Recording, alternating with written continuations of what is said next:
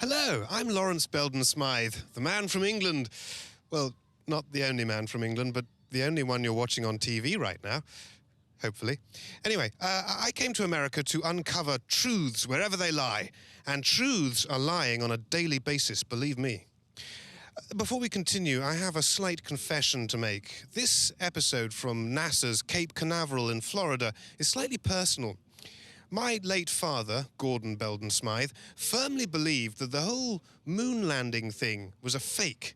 So to honor his paranoid, conspiracy-filled memory, I came here to uncover the truth.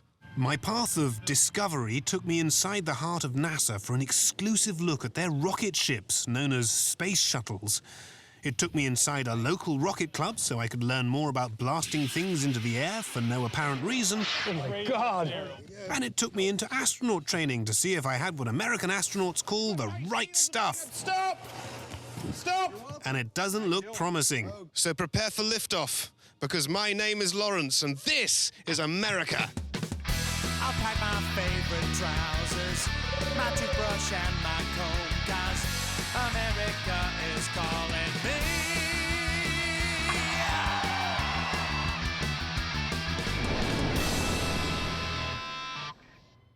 NASA's launching headquarters is on a cape on the coast of Florida. Florida is home to humidity, hurricanes and the hoary. That means old people, not prostitutes. And oranges. It's also home to NASA, the American government agency responsible for the alleged space program. It was from this swamp-filled location in the 1960s NASA launched a multitude of rockets. A few, grouped under the name Apollo, are said to have made it all the way to the moon. Unless you're like my father and believe they only made it to a Western American desert. He was sure you could see cactus in the background of those moon videos. But then he was also sure potatoes could talk. Only raw ones, not French fries. Apparently they were very good at mathematics, long division in particular.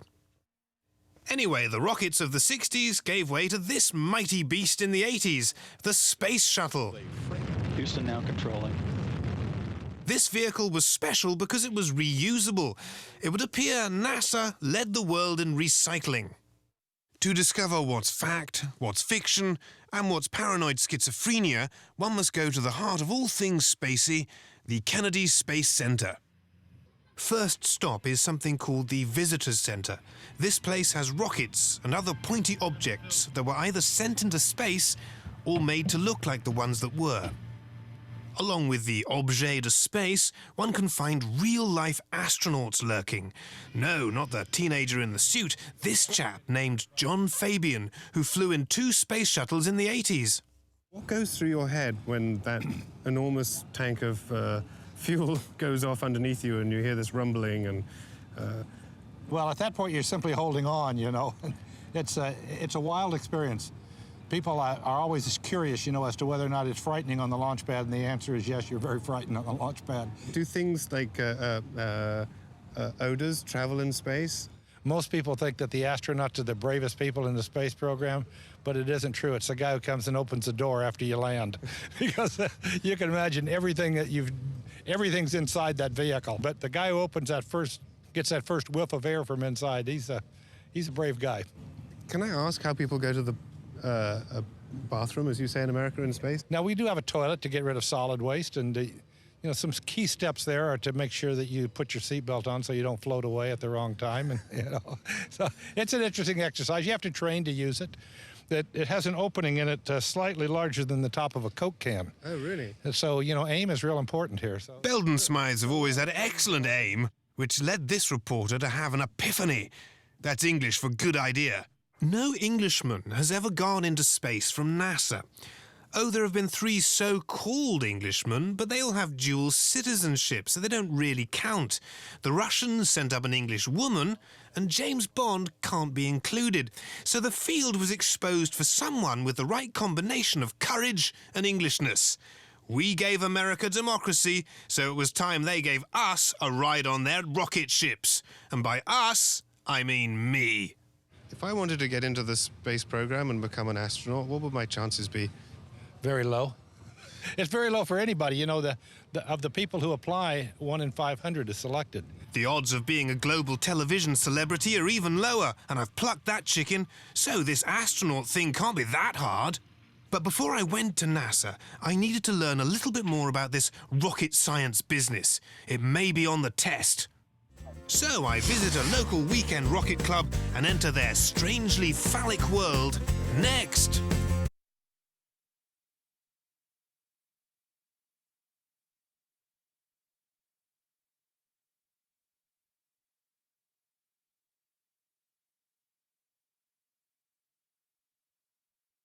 I'm in sweaty Central Florida, learning about the culture of space travel and attempting to become the first real Englishman to be thrust into space. Before one penetrates the hallowed ground of NASA, which stands for National Association of Space Artists, or something like that, one should do proper research. In this case, that meant a visit to this sod field in the middle of nowhere to learn more about the science of rockets. Once a month, local brainiacs gather to sweat, compare stories, and thrust objects as far into the air as they possibly can. Now, why do you do this? I do it for the fun of it. Yeah. I've never flown a payload that had any scientific application in it whatsoever. How did you come by this? Did you buy it from an arms dealer? Well, I am a student of Space Academy of Space Florida at Kennedy Space Center. Oh, right. Yes. So you're a rocket scientist? Not yet. Not yet. Wannabe. Right. What are you holding here? Okay, this is one of the propellant loads for a rocket that I'm going to fly later on today. It's propellant load? What does that mean? It's what you put in the rocket that makes it go. Oh. That little tube of chemicals that burns with the heat of at least 20 suns is known in Rocket Club speak as a motor. No, there are no moving parts, just a lump of fuel. I know, I was confused too. These are rockets? They're rockets. You can see a motor down here. Yeah. And this one has a parachute. His head pops open and a parachute comes out the top. And this one's works similar. There's a motor in the bottom, except the whole top of his head I'm not going to take it off right now because it's ready for flight. But the whole top of his head comes off and a parachute comes out.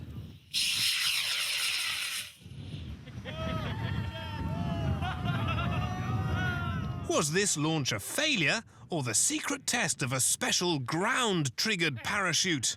This particular engine here is made from fertilizer and sugar. You made your own fuel? Yes, Out of fertilizer and sugar? yes. I've heard of a sugar rush, but this is ridiculous. The motors that we put in this, really at best, and anything you'll see out flying out here, at best is only going to reach, 5, 6, 7, 8,000 feet. I'm sure you know, is to get out to space, you've got to get up to 50 to 60 miles up, which is considerably further. The more time you spend in this sweaty field, the more obvious it becomes that most of these projectiles have a certain, well, similar appearance. Is it due to aerodynamics or a deeper, more subconscious connection between American rocket scientists and their explosive projectiles? We'll never know. Some men go through midlife crisis and buy a sports car and stuff, and... Well, I'll tell you what, there really isn't a whole lot better being in midlife, coming out on a Saturday afternoon and flying the biggest piece of phallic symbol you can find. Or maybe we will. Regardless, the launch lust is infectious. So it was time this reporter got his hands around a flaming pole of power. Just like NASA, we totally believe in having redundant systems so that if one fails, we've got a backup. Unlike NASA, you're standing on a plastic chair to reach it. That's right. At last, it was time for the final countdown. 3, 2, 1.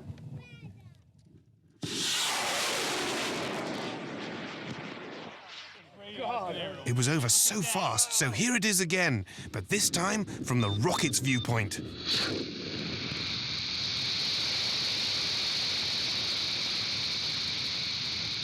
I think I've proven my ability to grasp the intricacies of rocket flight. All you need is some sugar and fertilizer, a phallic-shaped tube, a button to push, and the ability to count backwards from 10. 2, 1. Why do they even call it a science? I mean, really, is it that hard? Armed with this insight, it was time to present my credentials to the only organization with the cash, infrastructure, and solid rocket fuel to fulfill the spaceflight dreams I've harbored for several minutes. I enter NASA for a peek under the skirt of the US space program. Next.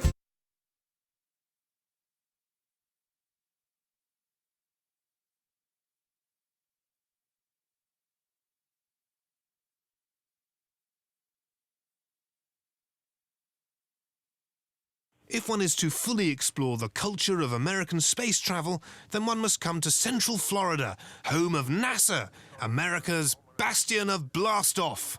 I'm also attempting to become England's first genuine male citizen to reach space. So, to aid both quests, I've gained exclusive access inside the hallowed marshland of the US Space Artist Organization. First, I wanted to look at the spacecraft I would soon be riding into the unknown. I was taken to this place called the launch pad because apparently there was something ready to launch. Up behind you, you see the Mobile Launcher Platform, or MLP. On top of that, we have the two SRBs and the external tank. Mounted on top of that is the orbiter. It was clear NASA liked acronyms. Okay, then. And liftoff. It seems like it's rather heavy. Yes, well, that's why we've got all that thrust, to be able to get it to the 17,000 miles an hour it needs to go in about 8 minutes. So sitting here from 0 to 17,000 miles is about 8 minutes and about a quarter of the way around the world. It was also clear we were standing in some sort of fire pit, perhaps an early psychological test for would-be astronauts. Here we'll launch and we produce 6,000 mile an hour, 6,000 degree wind comes roaring out of here. So we wouldn't want to be standing here then? No, you wouldn't stand here very long. You'd be out in the fence or beyond. And maybe not alive? No, I'd very seriously doubt you'd be alive. The sonic energy would rip you apart here just from the sound. Sound can melt a human being? Really? And astronauts are strapped to the top of that explosion? I think it's time we move on. This is the CT, Crawler Transporter. It carries the shuttle from the VAB along this specially made roadway made out of stones. How's that for high tech? To the launch pad over there. It weighs a staggering 6 million pounds and travels at an enormous 1 mile per hour. That's rather how I felt last night after I had all that Mexican food. I do like refried beans. The VAB I referred to is this massive place, the Vehicle Assembly Building. The pictures don't do its giganticness justice. It looks like a leftover set from one of those old science fiction movies. And who designed it? Well, Dr. Diebus and Dr. von Braun from Germany, they were the German scientists from the space program that they had during World War II. They had a space program in Germany in World War II? Yeah, they started rockets. That was the buzz bombs, the V1 and the V2. So that was probably the earliest rockets. That wasn't space they were aiming at. That was London.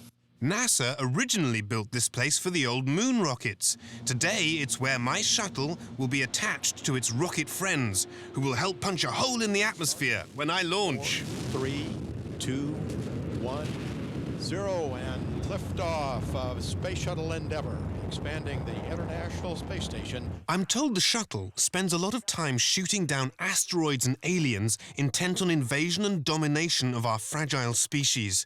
It's all top secret, of course, and no one at NASA would confirm it. They deflected my questions with words like stupid. But the internet doesn't lie. Anyway, NASA did confirm the shuttle takes trips to this unusual structure, the International Space Station, currently orbiting above our heads as I speak. It brings supplies on these trips, things like food and oxygen and cake. It also brings scientific items, which are assembled in this giant white room known as the SSPF, or Space Station Practice Field. Or was it Preparating Functionabilityness?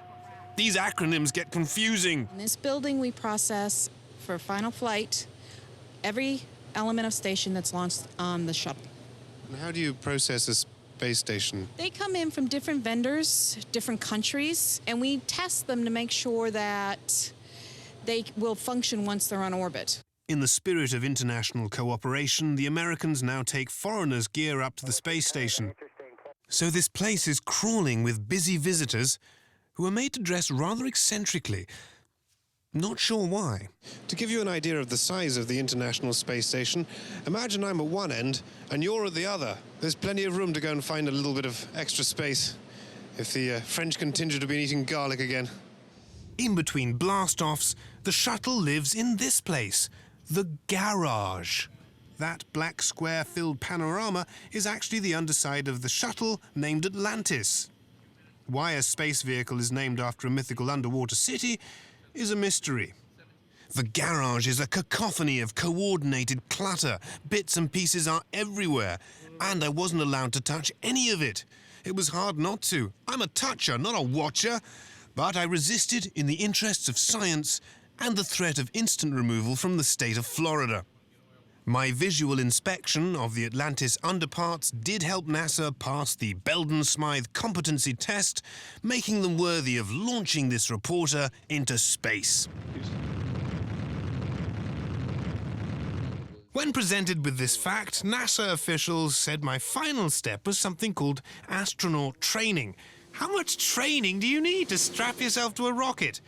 Apparently a little bit. So, to keep NASA happy and to confirm my place in English history, I will enter the dizzying world of astronaut training next.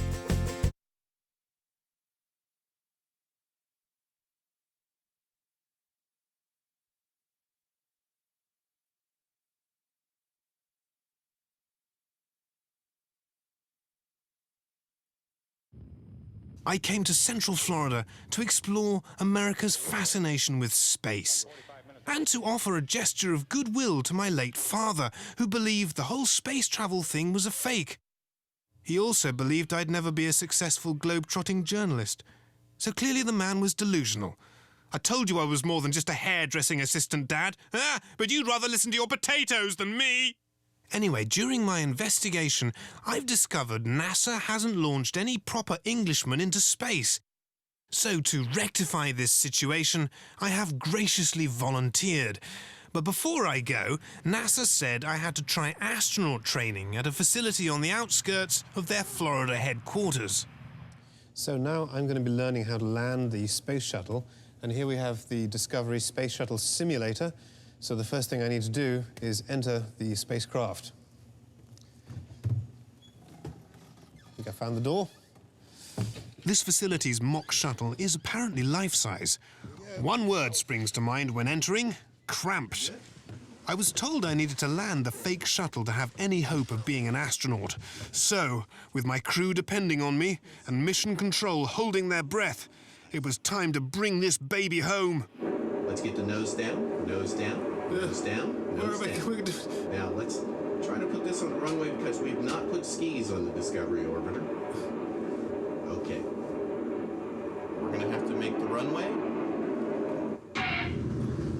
Keep directional control. Oh, sorry. Keep directional control. What does this button do? Does that fire a machine gun? In this case, it's going to call for ambulances. Okay. That one just cost the taxpayers about $18 billion. Oh, you mean we're dead? Yeah. Oh. Well, I'm more of a leader than a doer. Once I'm on the moon, I'm going to have to adjust to different gravity. Luckily, there's this bizarre training harness. Now, this is something that astronauts would be doing when they... Yes, this would simulate walking on the moon. Now I'm gonna raise you up, keep your feet flat. Mm-hmm. You should feel it getting you up on your tiptoes. tiptoes. It's a very strange sensation, here in a Pam. minute. Oh, hello.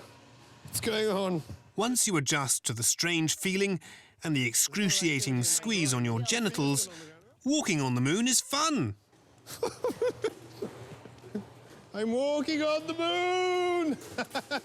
Oh, watch out, wall. Yeah. Oh! Ah! Ah! I think I've mastered this one and look good doing it. So what if my ability to father children has been severely damaged? The final test of a reporter's stuff and its rightliness came with this contraption. I think they called it the Vomitron. It's more evil than any amusement ride, so you know it's bad. I wanted to be a dentist. A would-be space traveller gets strapped in, then must experience what happens when a spacecraft spins out of control during liftoff. My capsule's out of control! Help me! Oh! In real life, I'd be trying to control my vehicle, not just trying to control my lunch. I don't have the right stuff! I don't have the right stuff! Ow! As my brain was being scrambled, I had one thought. Astronauts are f***ing crazy! Stop! Stop! I'm told for an amateur I did very well, mostly because I didn't vomit. Personally, I have no recollection of the event or the following 2 days. My experience on this torture machine officially ended my quest to be an astronaut. English brains are obviously too big to be rattled like that, so we'll leave it to the Americans. I feel all mixed up like a nice little cocktail. Shaken, not stirred? Both. Stirred, very stirred, and very shaken. The astronaut training and my total failure did provide a valuable insight into the whole space culture experience. Space travel is an incredible undertaking involving thousands of highly skilled and passionate people. Whether they're helping to strap humans onto giant fuel tanks so they can be blasted into the air, helping an aging mechanical marvel prepare for another trip into the unknown, or helping to keep their own dreams alive, one small lift-off at a time, these people are the real space program. They push scientific boundaries and fuel America's imagination, even if much of the country is too distracted to notice. I'm sorry, Dad. You were wrong. I salute you, rocket scientists, and all of your achievements. NASA and its boffins not only give hope to the world that it'll be possible to live on another planet when we've destroyed this one, but it also gives hope to science nerds everywhere. Yes, under certain circumstances, you can look cool. Until next time, reporting from NASA in Central Florida, with one small step for me and one giant leap for television, this is Lawrence Belden Smythe.